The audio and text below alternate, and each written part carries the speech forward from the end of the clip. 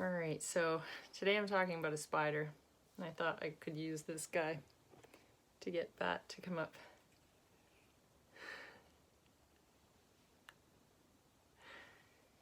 Hey Bat baby, you come see this guy? Look at him. Come on up. Hi. Look how much she doesn't care. I think she's so used to having stuff like this around her. Oh, you're bored. Oh my god, you're so bored. Is it because of our big run?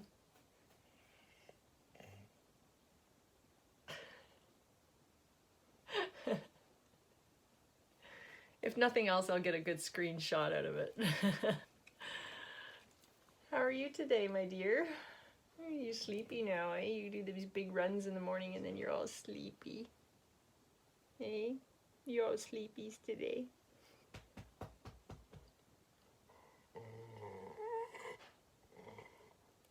She's weirded out when I wear a hat. You like this guy? Alright, thank you. I'm going to talk about spiders today. So, I thought I would get that out. So, welcome to the 31 Days of King Juggernaut. I am Karen Stever.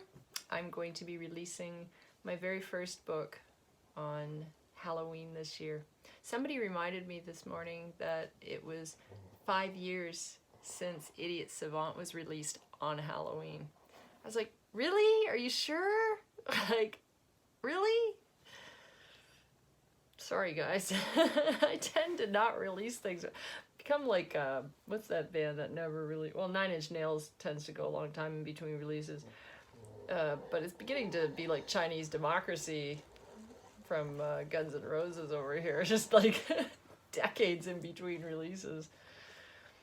The funny thing is it doesn't actually take me that long to do a project of anything.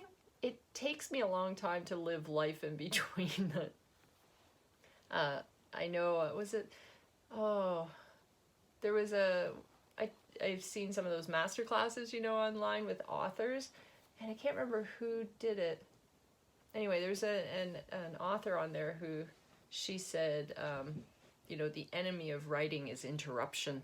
And I was like, oh my god, you have no idea. Like, life gets in the way.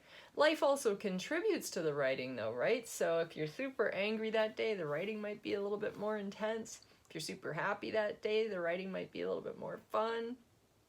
But I agree, like, it's totally, interruption is the enemy of writing. Like, it just takes, everything takes longer.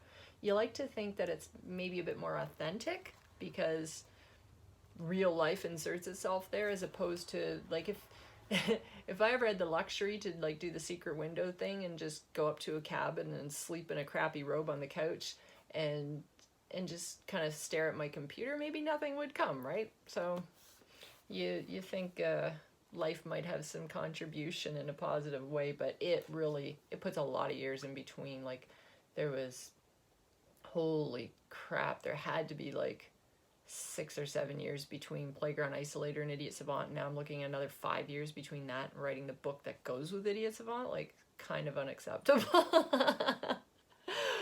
The good news is I don't have a publisher who is, maybe that's what I need. Maybe I need somebody with a whip. Well, if somebody out there wants to give me a great big advance so that I can ignore the rest of life, that'd be just fine. Actually, it wouldn't be just fine. I have talked to some, if some people have asked, this is a good opportunity to address it. I have talked to some publishing houses. I've talked to some agents. It's pretty gnarly, the amount that they will give you for your book. So anything they do give you gets recouped if it sells. But the actual, like, pennies per book that you're given, and then minus Amazon costs and all these sorts of things, I'm like, I don't know. But more than that, the part that bothers me the most is the creative control. Like, I don't know if I could have somebody chopping out huge sections out of the story, when to me everything is a brick wall, and if you take out one brick, it's gonna be awful. So I'm happy to, at this point, to be independent and living life along the way, because it is a journey and not a destination for me. This is a way of life. For me, writing is a way of life. And I love these characters. I'm falling in love with them more and more all the time, and looking forward to the next books that are coming. So speaking of next books that are coming, the spider that I'm talking about today, so every day I'm releasing a puzzle piece, and the spider I'm talking about today, her name is Claw.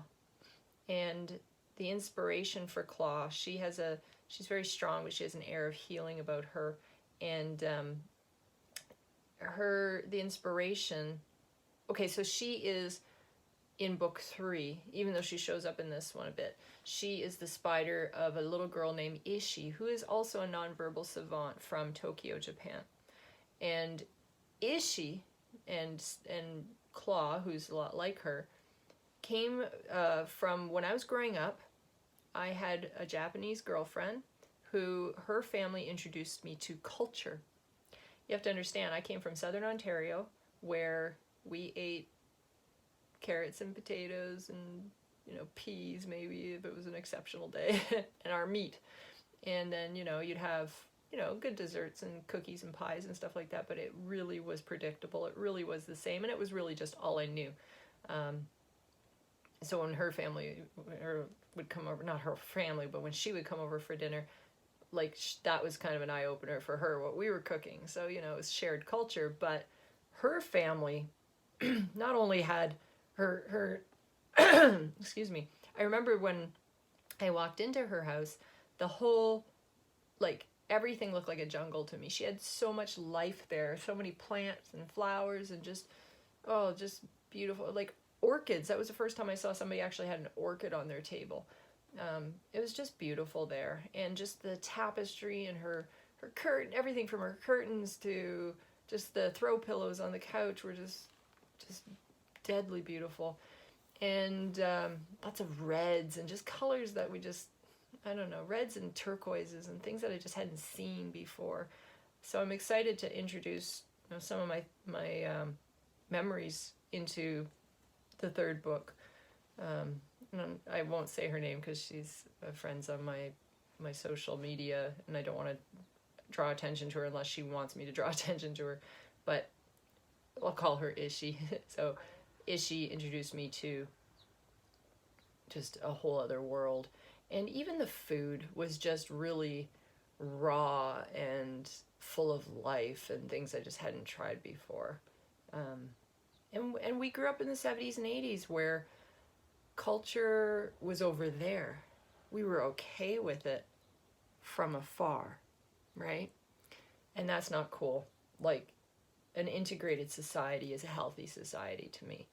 And just to, tag a whole culture, whether that's, the Black community or the Asian community or the Mexican community or whatever, just to tag them all as being a certain type of people is really ignorant.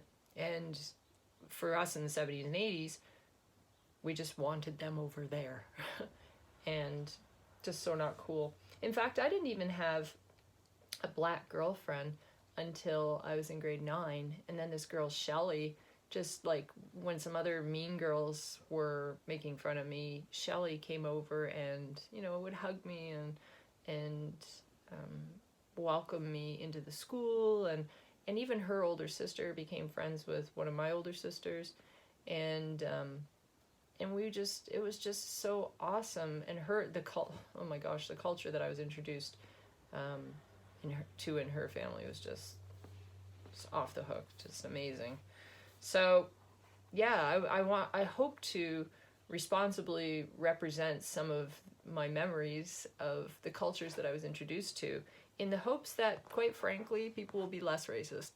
So that's my hope. So today I thought I would read about Claw, which is Ishi's spider. I thought I'd just give you a little bit of background on kind of where my thoughts came from on that. I'll introduce you just a little bit to Claw, and then one situation that Claw is in. So on page 186. Yeah, okay, so I talked to you about fangs, right? Okay, so if that wasn't enough, there were 4 more webs attached to both walls just behind the 3. Each one had another spider in the middle of them. Behind Fangs was a white paw-printed beauty named Claw. Her marking was strong and potentially vicious, but it had an air of healing. So that's who Claw is, but I'll read about a situation that Claw was in that was kind of fun. Okay, so this is still in the Jackalbat army, which I talked to you about the jackals in a previous video if you want to hear about them. Claw and Echo both abandoned her legs out of fear of being crushed by her fall. The dosage was measured on the heavy side for children, so it did the job. Scope tried to grab the copper key, but being heavy and unbalanced, it slipped off the edge of the table and onto the floor. Echo immediately got underneath it and ran with it like a fisherman carrying a canoe. Claw tucked below to help, and the 2 of them portaged right under the door and down to Ian's room. If you have ever witnessed a dog trying to get through a doorway with a long stick, it usually takes several attempts of slamming into the sides before they can turn the stick sideways and make it through. This is what happened with Echo and the key. He wanted to be a hero and walked straight forward through one hole, but he hit the edges and then would back up and try again. It was more than double the length of his body and would never fit that way.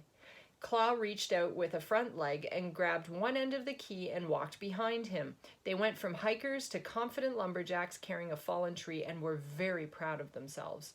Once they were inside, these tiny loggers dropped their prize and ran back out through the hole. They were smart enough to know Ian's room was still deadly, and even if the poison had dissipated, they were gun-shy and still weak. So that's you start to see how some of these spiders I'm introducing you to interact with each other in kind of a fun way.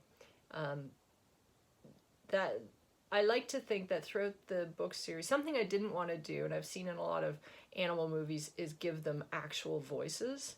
I didn't want to do that. I wanted their actions to be a little bit more maybe human-like, but I didn't want to affix voices to them. So there's not going to be a movie later on where, you know, John Goodman and Marissa Tomei are going to like voice the animals in the movie. But I want to introduce animals in a way that they are calculated and they they give a lot of thought to the situations they're in, and they plan and they use strategy. And we see that with wolves and things like that, but I like the idea of spiders working together for the greater cause. In later series in the book, and some of the later book series, I'm not even speaking well today, some of the books later in this series, I'm going to be introducing orcas who go to war like submarines. So it's just, I wanted to give them some human characteristics without giving them an actual voice.